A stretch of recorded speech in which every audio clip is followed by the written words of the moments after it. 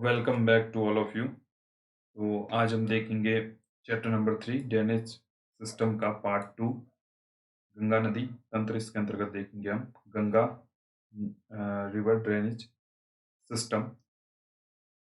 अपनी द्रोणी और सांस्कृतिक महत्व दोनों के दृष्टिकोणों से गंगा भारत की सबसे महत्वपूर्ण नदी है। तो गंगा इंडिया की सबसे इम्पोर्टेंट रिवर मानी जाती है, क्योंकि इसमें ये रहता है कि ये धार्मिक दृष्टि से भी इम्पोर्टेंट है और इसकी लेंथ भी काफ़ी है और इसका जो पानी है वो भी बहुत हद तक मेडिसिन में भी इसका उपयोग किया जाता है। यह नदी उत्तराखंड राज्य के उत्तरकाशी जिले में गोमुख के निकट गंगोत्री हिमनद से 3900 मीटर की ऊंचाई से निकलती है, जहां यह भागीरथी के नाम से जानी जाती है। यह मध्य व लघु हिमालय श्रेणियों को काटकर तंग महाखड्डों से होकर गुजरती है। देवप्रयाग में भागीरथी अलकनंदा से मिलती है और इसके बाद गंगा कहलाती है।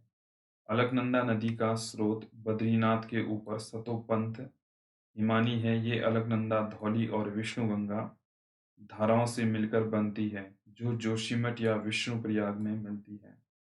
अलकनंदा की अन्य सहायक नदी पिंडार है, इसके कर्णप्रयाग में मिलती है इससे कर्णप्रयाग में मिलती है, जबकि मंदाकिनी या काली गंगा इससे रुद्रप्रयाग में मिलती है। गंगा नदी हरिद्वार में मैदान में प्रवेश करती है। यहाँ से यह पहले दक्षिण की ओर, फिर दक्षिण पूर्व की ओर और फिर पूर्व की ओर बहती है। अंत में यह दक्षिणमुखी होकर दो जल वितरिकाओं धाराओं में भागीरथी और हुगली में विभाजित हो जाती है। इस नदी की लंबाई 2525 किलोमीटर यानी कि 25-25 किलोमीटर है। यह उत्तराखंड में 110 किलोमीटर, यूपी में 1450 किलोमीटर, बिहार में 445 किलोमीटर और वेस्ट बंगाल में 520 किलोमीटर मार्ग तय करती है।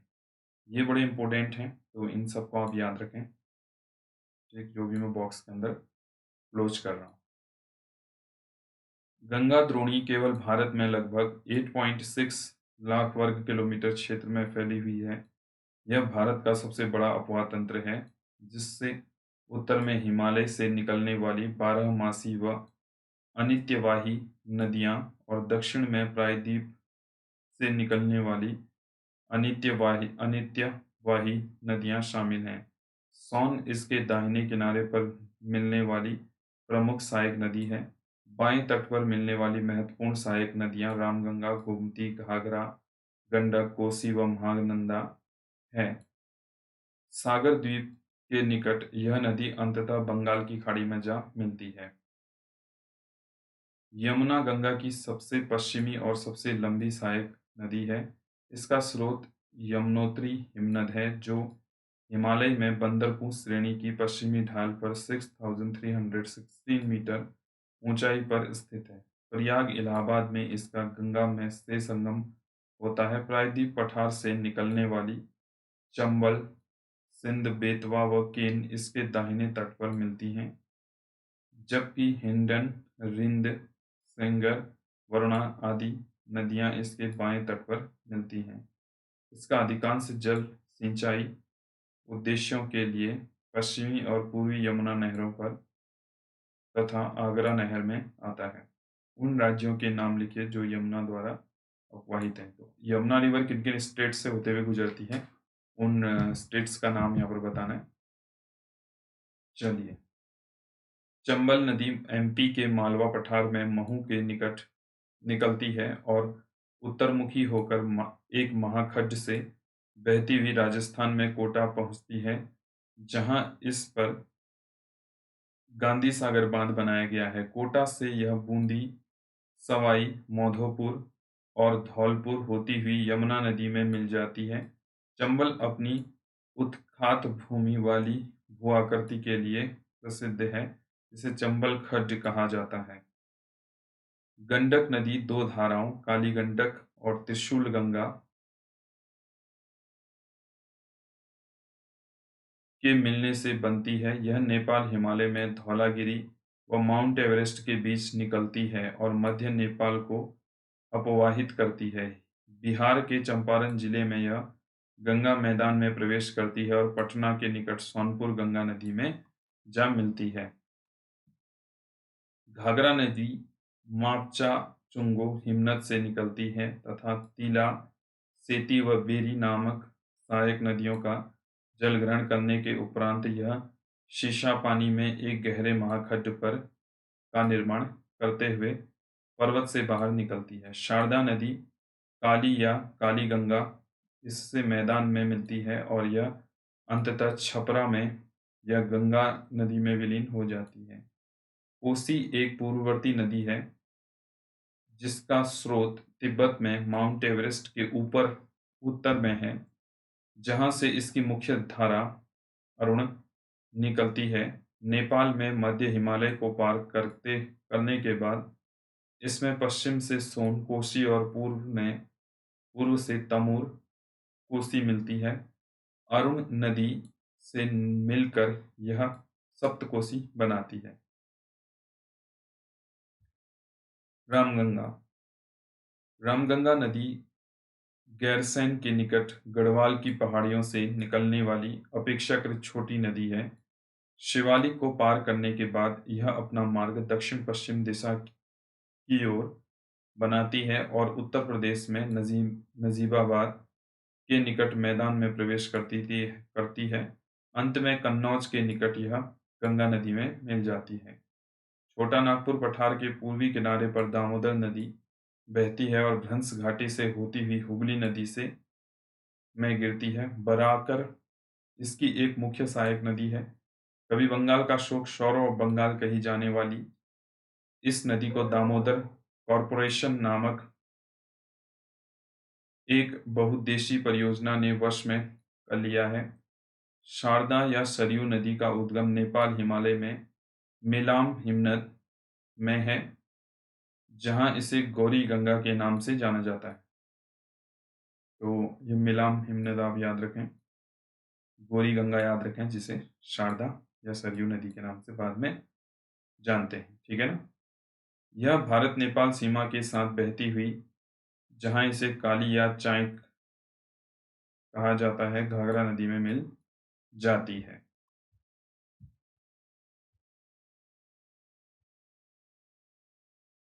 गंगा नदी की एक अन्य महत्वपूर्ण सहायक नदी महानंदा है, जो दार्जिलिंग पहाड़ियों से निकलती है। यह नदी पश्चिम बंगाल में गंगा के बाएं तट पर मिलने वाली अंतिम सहायक नदी है। तो गंगा की सहायक नदियों के बारे में हम देख रहे थे। गंगा के दक्षिण तट पर सोन एक बड़ी सहायक नदी है, जो अमरकंटक पठार से निकलती है। पठार के उत्तरी किनारे पर जलप्रपातों की श्रृंखला बनाती हुई यह नदी पटना से पश्चिम में आरा के पास गंगा नदी में विलीन हो जाती है। ब्रह्मपुत्र नदी तंत्र। तो अब ब्रह्मपुत्र ड्रेनेज सिस्टम देखते हैं। विश्व की सबसे बड़ी नदियों में से एक ब्रह्मपुत्र का उद्गम कैलाश पर्वत श्रेणी में मानसरोवर झील के निकट चामायुंगडुंग हिमनद में है। यहाँ से यह पूर्व दिशा में अनुदैर्ध्य रूप में बहती हुई दक्षिण तिब्बत के शुष्क व समतल मैदान में लगभग 1200 किलोमीटर की दूरी तय करती है, जहाँ इसे सांगपो के नाम से जाना जाता है, जिसका अर्थ है शोधक।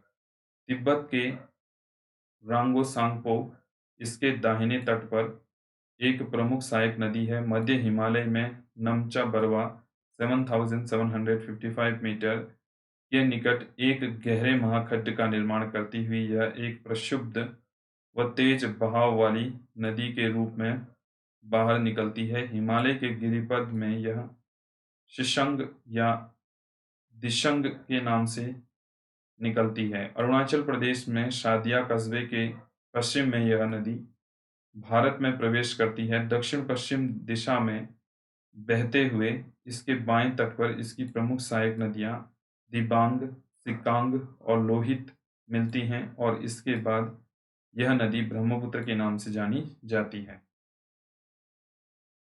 असम घाटी में अपनी 750 किलोमीटर की यात्रा में ब्रह्मपुत्र में असंख्य सहायक नदियां आकर मिलती हैं। इसके बाएं तट की प्रमुख सहायक नदियां बूढ़ी दिहंग और धनसरी दक्षिण है, जबकि दाएं तट पर मिलने वाली महत्वपूर्ण सहायक नदियों में सुबनसिरी, कामेंग, मानस, संकोश है। सुबनसिरी, जिसका उद्गम तिब्बत में है, एक पूर्ववर्ती नदी है।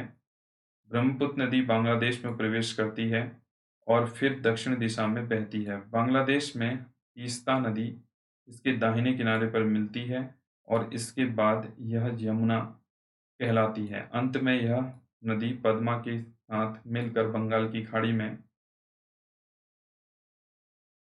जा गिरती है। ब्रह्मपुत्र नदी बाढ़, मार्ग परिवर्तन एवं तटीय अपरदन के लिए जानी जाती है। ऐसा इसलिए है क्योंकि इसकी अधिकतर सहायक नदियां बड़ी हैं और इनके जलग्रहण क्षेत्रों में भारी वर्षा के कारण इनमें अत्यधिक अवसाद बहकर आ जाता है। अगला है प्रायद्वीपीय अपवाह तंत्र। तो पेनिनसुलन ड्रेनेज सिस्टम हम देखेंगे।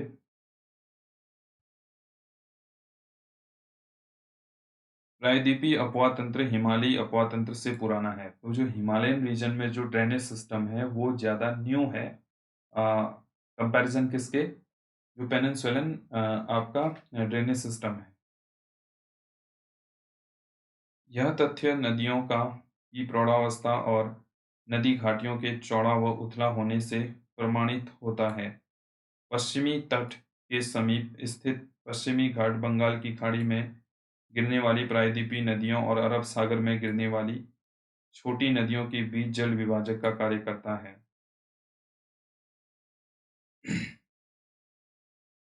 नर्मदा और तापी को छोड़कर अधिकतर प्रायद्वीपीय नदियां पश्चिम से पूर्व की ओर बहती हैं। प्रायद्वीप के उत्तरी भाग में निकलने वाली चंबल, सिंध, बेतवा, केन व सोन नदियां गंगा नदी तंत्र का अंग हैं। प्रायद्वीप के अन्य प्रमुख नदी तंत्र महानदी, गोदावरी, कृष्णा और कावेरी हैं। प्रायद्वीपीय नदियों की विशेषता है कि ये एक सुनिश्चित मार्ग पर चलती हैं, विसर्प नहीं बनाती और ये बारहमासी नहीं है। यद्यपि भ्रंश घाटियों में बहने वाली नर्मदा और तापी इसका अपवाद है। नेक्स्ट है इसमें प्रायद्वीपीय अपवाह तंत्र का उद्गम और विकास। तो ये बड़ा इंटरेस्टिंग रहेगा। जैसे आप इम्पोर्टेंट देखिए, जो हम ऑडियो विजुअल जो हम क्लासेस चलाते हैं, जिस तरीके से आज आप पढ़ रहे हैं, इसमें ये बेनिफिट है कि आप इसे लिसनिंग आप सुन भी सकते हैं, आप देख भी सकते हैं। रिवाइंड कीजिए, बार-बार सुनिए, इससे आपको चीज़ें याद हो जाएँगी। क्योंकि हम लाइन बाय लाइन पढ़ाते हैं, तो इससे ये रहता है कि चीज़ें स्पष्ट रूप से हमें समझ में आ जाती हैं। चलिए, फिर भी कोई क्वेरीज़ होती हैं तो कमेंट सेक्शन में लिखिएगा ज़रूर। तो प्रायद्वीपीय अपवाह तंत्र का उद इतिहास, उद्विकास ये देखते हैं। अति प्राचीन काल की 3 प्रमुख भूगर्भीय घटनाओं ने आज प्रायद्वीपीय भारत के अपवाह तंत्र को स्वरूप प्रदान किया है। आरंभिक टर्शियरी काल के दौरान प्रायद्वीप के पश्चिमी पार्श्व का अवतलन या धँसाव, जिससे यह समुद्र तल से नीचे चला गया। इससे मूल जल संबर के दोनों ओर नदी की सामान्यतः सममित योजना में गड़बड़ी हो गई। हिमालय में होने वाले प्रोत्थान के कारण प्रायद्वीप खंड के उत्तरी भाग का अवतरण हुआ और परिणाम स्वरूप भ्रंश द्रोणियों का निर्माण हुआ। नर्मदा और तापी इन्हीं भ्रंश घाटियों में बह रही हैं और अपरत पदार्थ से मूल दरारों को भर रही हैं। इसीलिए इन नदियों में जलोढ़ व डेल्टा निक्षेप की कमी पाई जाती है। तीसरा है, इसी काल में प्रायद्वीप खंड उत्तर पश्चिम दिशा से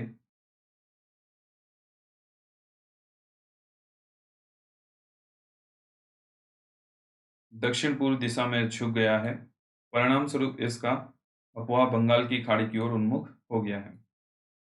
प्रायद्वीपीय नदी तंत्र।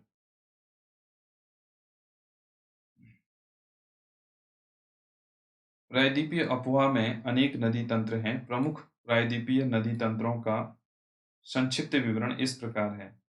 महानदी छत्तीसगढ़ के रायपुर जिले में विहावा के निकट से निकलती है। और उड़ीसा से बहती हुई अपना जल बंगाल की खाड़ी में विसर्जित करती है। यह नदी 851 किलोमीटर लंबी है। इसका जल ग्रहण क्षेत्र लगभग 1.42 लाख वर्ग किलोमीटर है। इसके निचले मार्ग में नौ संचालन भी हो जाता है। नौ संचालन भी किया जा सकता है, मतलब नाव भी चलाई जा सकती है। इस नदी की अपवाह द्रोणी 53% भाग मध्य प्रदेश व छत्तीसगढ़ में और 47% भाग ओडिशा राज्य में विस्तृत है। गोदावरी सबसे बड़ा प्रायद्वीपीय नदी तंत्र है। इसे दक्षिण गंगा के नाम से जाना जाता है। यह महाराष्ट्र में नासिक जिले से निकलती है और बंगाल की खाड़ी में जल विसर्जित करती है। इसकी सहायक नदियां महाराष्ट्र, मध्य प्रदेश, छत्तीसगढ़, ओडिशा और आंध्र प्रदेश राज्यों में से गुजरती हैं। 1465 किलोमीटर लंबी नदी है, जिसका जल ग्रहण क्षेत्र 3.13 लाख वर्ग किलोमीटर है। इसके जल ग्रहण क्षेत्र का 49% भाग महाराष्ट्र में और 20% भाग मध्य प्रदेश और छत्तीसगढ़ में और शेष भाग आंध्र प्रदेश में पड़ता है। इसकी मुख्य सहायक नदियों में पेनगंगा, इंद्रावती, प्राणहिता, मंजरा है।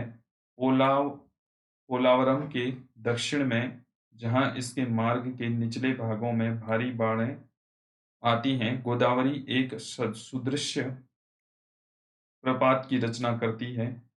इसके डेल्टाई भाग में ही नौ संचालन संभव है। राजामुंद्री के बाद यह नदी कई धाराओं में विभक्त होकर एक बृहद डेल्टा का निर्माण करती है। कृष्णा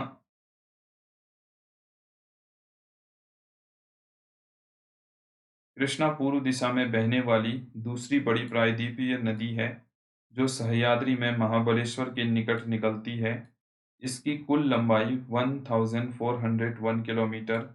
कोयना, तुंगभद्रा और भीमा इसकी प्रमुख सहायक नदियां हैं। इस नदी के कुल जलग्रहण क्षेत्र का 27% भाग महाराष्ट्र, 44% भाग कर्नाटक में और 29% भाग आंध्र प्रदेश में पड़ता है। कावेरी नदी कर्नाटक के कोगांडू जिले कोगाडू जिले में ब्रह्मगिरी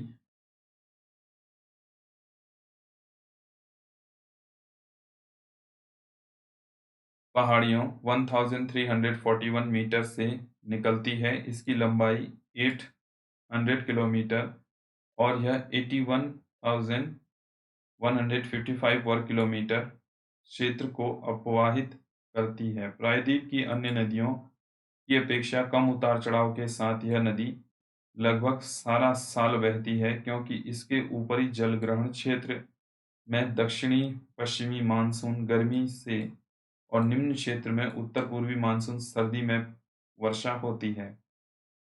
इस नदी की द्रोणी 3% भाग केरल तथा 41% भाग कर्नाटक और 56% भाग तमिलनाडु में पड़ता है। इसकी महत्वपूर्ण सहायक नदियां काबिनी, भवानी और अमरावती हैं। नर्मदा नदी अमरकंटक पठार के पश्चिमी पार्श्व से लगभग 1057 मीटर की ऊंचाई से निकलती है। दक्षिण में सतपुड़ा और उत्तर में विंध्याचल श्रेणियों के मध्य यह भ्रंश घाटी से बहती हुई संगमरमर की चट्टानों में खूबसूरत महाखड्ड जबलपुर के निकट धुआंधार जलप्रपात बनाती है। लगभग 1312 किलोमीटर दूरी तक बहने के बाद यह भड़ौच के दक्षिण में अरब सागर में मिलती है और 27 किलोमीटर लंबा ज्वारनदमुख बनाती है। सरदार सरोवर परियोजना इसी नदी पर बनाई गई है। तापी पश्चिमी दिशा में बहने वाली एक अन्य महत्वपूर्ण नदी है। यह मध्य प्रदेश में बैतूल जिले में मुल्ताई से निकलती है। यह 724 किलोमीटर लंबी नदी है।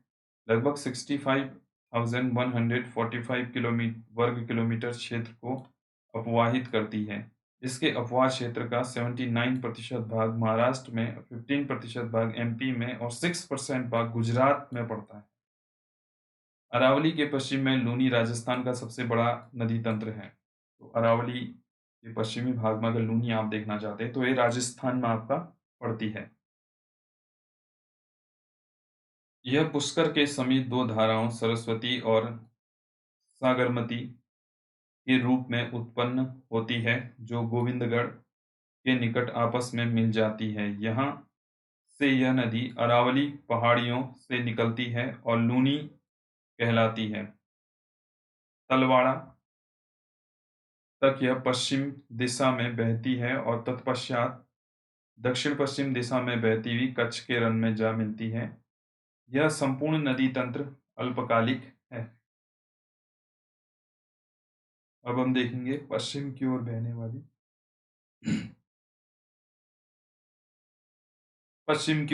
वाली छोटी नदियां। ठीक, तो वेस्ट की तरफ बहने वाली छोटी नदियों के बारे में अब हम देखेंगे। तो पानी पी लेते हैं। चलिए, पश्चिम की ओर बहने वाली छोटी नदियां। अरब सागर की ओर बहने वाली नदियों का जल मार्ग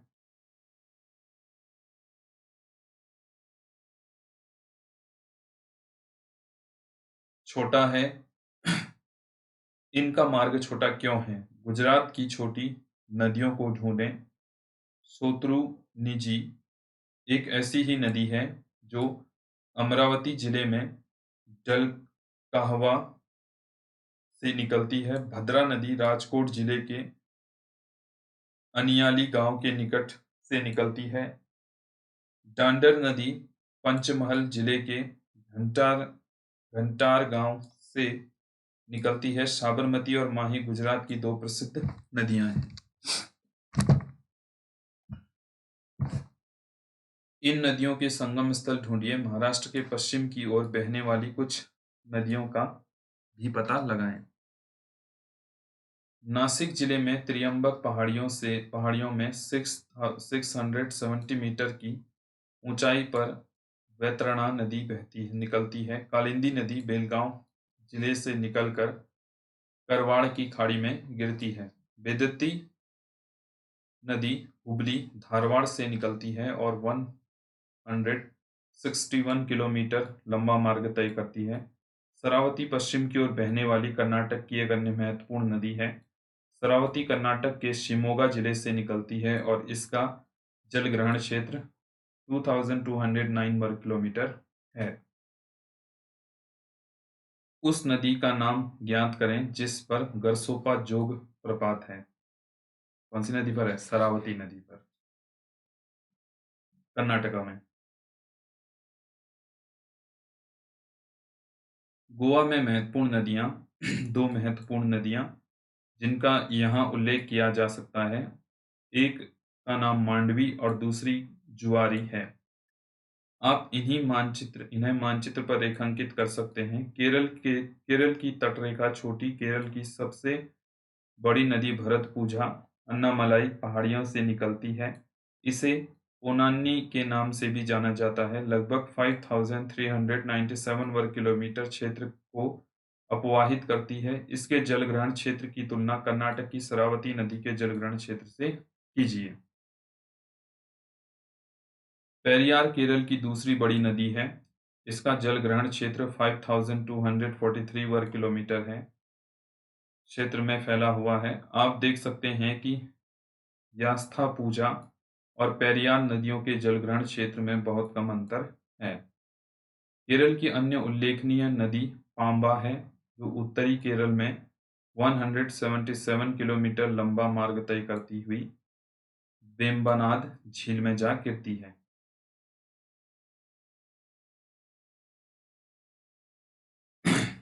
अध्यापक महोदय, पश्चिम की ओर बहने वाली छोटी नदियों की तुलनात्मक महत्व की व्याख्या करें। साबरमती आप देख सकते हैं, इतना इसका लेंथ है। माही की इतनी है। और डांडर, कालिंदी, साबरमती, भरतपुझा, पेरियार, ये सारी रिवर की लेंथ यहाँ पर दी गई है। पूर्व की ओर बहने वाली छोटी नदियां। अब ईस्टर्न साइड की ओर बहने वाली नदियों के बारे में ब्यौरा देखना है। प्रायद्वीप में बहुत बड़ी संख्या में नदियां अपनी सहायक नदियों के साथ पूर्व की ओर प्रवाहित होती हैं। क्या इनमें से कुछ के नाम आप बता सकते हैं? कुछ छोटी बड़ी नदियां बंगाल की खाड़ी में गिरती हैं। छोटी होने के बावजूद इन नदियों का अपना महत्व है। स्वर्णरेखा, वैतरणी, ब्रह्मणी, वामसाधार, पेनर, पालार और वेंगाई महत्वपूर्ण नदियां हैं। एटलस में इन नदियों को ढूंढिए। एटलस आप लोग रखा अपने पास, और स्वर्णरेखा, वैतरणी, ब्रह्मणी, सब नदियों को आप देखें। तो स्वर्णरेखा ये है डिस्टेंस, वैतरणी फिर ये है, ब्रह्मणी, पेन्नर और पालार। नदी बहाव प्रवृत्ति, अब नदी के बहाव की क्या नेचर है उसका, नदी का जो फ्लो होना है, तो इसके ऊपर बात होगी। क्या आप जानते हैं कि नदी में बहने वाले जल की मात्रा सारा साल एक समान नहीं रहती? तो ये बात तो स्पष्ट रूप से हर कोई जानता है कि जो रिवर है, वो रिवर हमेशा उसमें जो पानी की मात्रा है वो एक समान नहीं होती है। कभी इसमें पानी की मात्रा बढ़ जाती है, कभी कम हो जाती है, तो इसके पीछे क्या लॉजिक है, क्या रीज़न है, वो देखना पड़ता है। ठीक? अगर रेनफॉल ज़्यादा हो रहा है, तो बारिश ज़्यादा होगी, रेनफॉल नहीं हुआ है, तो पानी कम मिलेगा। इसमें ऋतुओं के अनुसार बदलाव आता रहता है। इस ऋतु में आप गंगा व कावेरी नदियों में सर्वाधिक प्रवाह की अपेक्षा कर सकते हैं।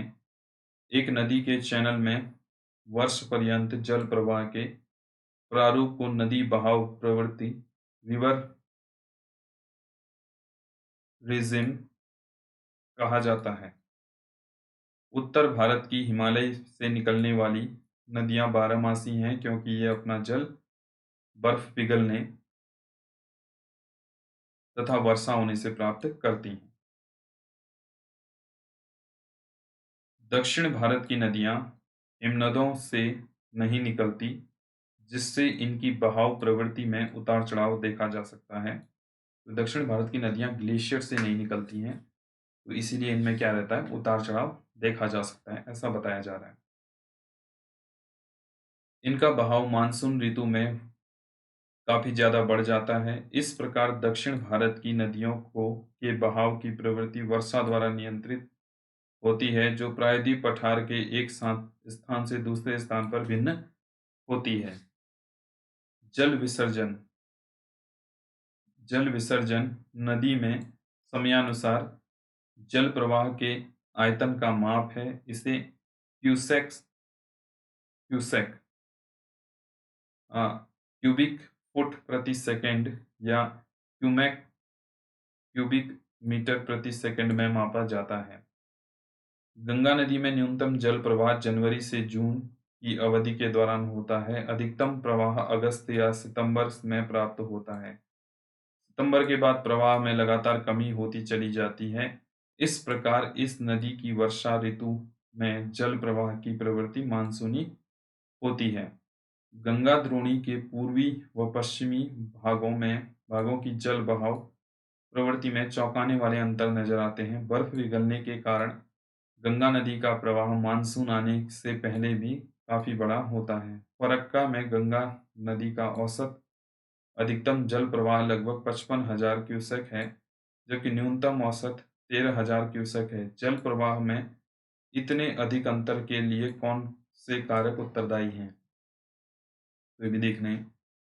चलिए अभी हम तुलना अभी हम कर लेंगे, पहले हम इसे पूरा पढ़ लेते हैं। प्रायद्वीप की दो नदियों की प्रवाह प्रवृत्ति हिमालय के नदियों की तुलना में रोचक अंतर प्रस्तुत करती है। नर्मदा नदी में जल विसर्जन का स्तर जनवरी से जुलाई माह तक बहुत कम रहता है, लेकिन अगस्त में इस नदी का जल प्रवाह अधिकतम हो जाता है, तो यह अचानक उफान पर आ जाती है। अक्टूबर महीने में बहाव की गिरावट उतनी ही महत्वपूर्ण है जितना अगस्त में उफान। गरुड़ेश्वर में दर्ज इस नदी के बहाव के आंकड़े बताते हैं कि इसका अधिकतर या अधिकतम बहाव 2300 क्यूसेक तथा न्यूनतम बहाव 15 क्यूसेक गोदावरी में न्यूनतम प्रवाह मई में और अधिकतम जुलाई अगस्त में होता है। अगस्त माह के पश्चात इनके प्रवाह में भारी कमी आती है, लेकिन फिर भी अक्टूबर और नवंबर में प्रवाह का आयतन जनवरी से मई तक किसी भी माह की तुलना में अधिक रहता है। पोलावरम में गोदावरी नदी का औसत अधिकतम विसर्जन 3200 क्यूसेक और न्यूनतम औसत केवल 50 क्यूसेक होता है। ये आंकड़े नदी की प्रवाह प्रवृत्ति की जानकारी देते हैं। तो यहाँ पर कंपैरिजन किया गया है हिमालय व प्रायद्वीपीय नदियों की तुलना। तो पक्ष हिमालयी नदियां और प्रायद्वीपीय नदियां। उद्गम स्थल, तो ओरिजिनिंग पॉइंट जो है वो अब हिमालयी नदियों का जो है हिम नदियों से ढके हिमालय पर्वत। यहाँ पर प्रायद्वीपीय पठार व उच्च भूमि से निकलता है पानी। प्रवाह प्रवृत्ति, जो ड्रेनेज एंगल है उनका या नेचर है, 12 मासी होती हैं हिमनद व वर्षा से जल प्राप्ति। ये मौसमी और मानसून वर्षा पर निर्भर। प्रवाह अपवाह के प्रकार, टाइप किस तरीके का है, पूर्ववर्ती व अनुवर्ती मैदानी भाग में वृक्षाकार प्रारूप, अध्यारोपित पुनर्युवनित नदियां अरीय व आयताकार प्रकार बनाती हैं। नदी की प्रकृति, लंबा मार्ग, ऊबड़ खाबड़ पर्वतों से गुजरती नदियां, अभिशीर्ष अपर्दन व नदी अपहरण, मैदानों में जल मार्ग बहना बदलना तथा विसर्प बनना। सुषमयोजित घाटियों के साथ छोटे निश्चित मार्ग। जल ग्रहण क्षेत्र, बहुत बड़ी द्रोणी अपेक्षाकृत छोटी द्रोणी। नदी की आयु, युवा, क्रियाशील व नदी घाटियों का गहरा करना। अगला है जो प्रायद्वीपीय नदियां हैं, प्रमाणित परिच्छेदिका वाली प्रौढ़ नदियां जो अपने आधार तल तक जा पहुंचती है, आधार तल तक जा पहुंचती है। अगला है नदी जल उपयोग की सीमा। तो जो वाटर को यूज कर रहे हैं किसी भी पर्पज से, तो उसकी क्या लिमिटेशन होनी चाहिए, इसके ऊपर यहाँ पर बात की गई है। भारत की नदियां प्रतिवर्ष जल की विशाल मात्रा का वहन करती हैं, लेकिन समय व स्थान की दृष्टि से इसका वितरण समान नहीं है। 12 मासी नदियां वर्ष भर जल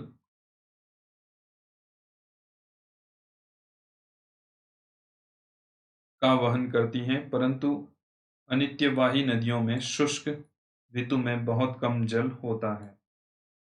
वर्षा ऋतु में अधिकांश जल बाढ़ में व्यर्थ हो जाता है और समुद्र में बह जाता है।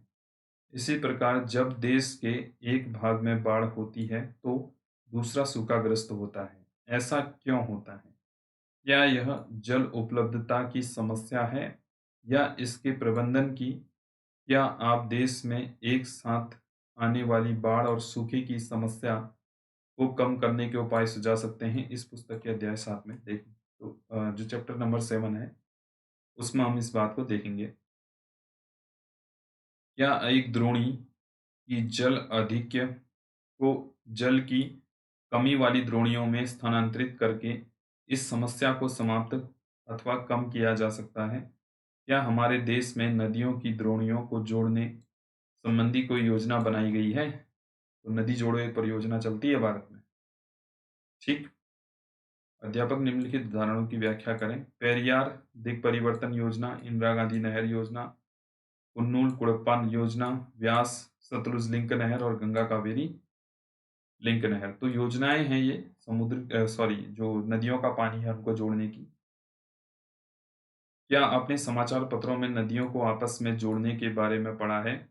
क्या आप समझते हैं कि मात्र नहर बनाकर नदी का पानी प्रायद्वीपीय नदियों में स्थानांतरित किया जा सकता है? मुख्य समस्या क्या है? इसी पुस्तक के दूसरे अध्याय को देखें और धरातल के उबड़-खाबड़ दोनों क्षेत्र कठिनाइयों को जानें। मैदानी क्षेत्रों से पठारी क्षेत्र में जल कैसे उठाया जा सकता है?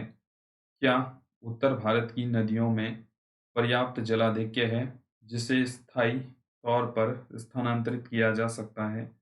इस पूरे मुद्दे पर वाद विवाद का आयोजन करें व एक लेख तैयार करें। नदी जल उपयोग से संबंधित निम्नलिखित समस्याओं को आप किस प्रकार क्रम देते हैं। होता ऐसा है, देखिए नदी जोड़ने की जो बातें आ रही हैं, तो जॉइंट करते हैं रिवर को। जैसे अभी हमारे पास ये बातें स्पष्ट रूप से सामने आई हैं कि जो हमारे नॉर्थ इंडिया की जो रिवर हैं और जो साउथ इंडिया की रिवर हैं, दोनों में जब हम बात करें तो नॉर्थ इंडिया की जो रिवर आ रही थी, जब हमने कंपैरेटिव स्टडी की, तो वहाँ पर हमने देखा कि उत्तर भारत की नदियाँ 12 मासी नदियाँ हैं। वहाँ पर पूरे वर्ष भर पानी रहता है, अपेक्षा किसके? दक्षिण भारत की नदियों के। तो यहाँ पर ये किया जाता है कि जो उत्तर भारत का जो अपवाह क्षेत्र है, उसको दक्षिण भारत के अपवाह क्षेत्र से जोड़ने के काम किए जाते हैं। जैसे ये रिवर है, मान लीजिए, या ये है नर्मदा, ताप्ती, कोई सी भी रिवर, और उत्तर भारत से गंगा रिवर आ रही है, तो हम क्या करेंगे कि जो दक्षिण भारत की नदियाँ हैं, वह नदियाँ सिर्फ़ वर्षा पर निर्भर करती हैं, मानसून पर निर्भर करती हैं। जब मानसून अच्छा आएगा, तो उस वर्ष वहाँ पर पानी बहुत अच्छी मात्रा में रहेगा। तो हम नॉर्थ इंडिया की नदियों को उन नदियों से बीच में कैनाल बना के जोड़ देते हैं, जिससे कि दक्षिण भारत की नदियों में भी वर्ष भर पानी क्या रहे? भरपूर मात्रा में रहे, जिससे उसका उपयोग किया जा सके। तो नदी जोड़ो परियोजना इसी के तहत काम करती है। ठीक? वो बहुत ईज़ी है, कुछ है नहीं ज़्यादा इसमें। तो चलिए हम दोबारा से अपने टॉपिक के ऊपर चले जाते हैं, जो हम देख रहे थे। चलिए, तो नदी जल उपयोग से संबंधित निम्नलिखित समस्याओं को आप किस प्रकार क्रम देते हैं? तो यहाँ पर कुछ प्रॉब्लम्स दी गई हैं। पर्याप्त मात्रा में जल उपलब्ध न होना, जल प्रदूषित, नदी जल का प्रदूषण, जल में गाद, ऋतुवन जल का असमान प्रवाह, राज्यों के बीच जल विवाद, मध्य धारा की ओर बस्तियों के विस्तार के कारण नदी वाहिकाओं का सिकुड़ना।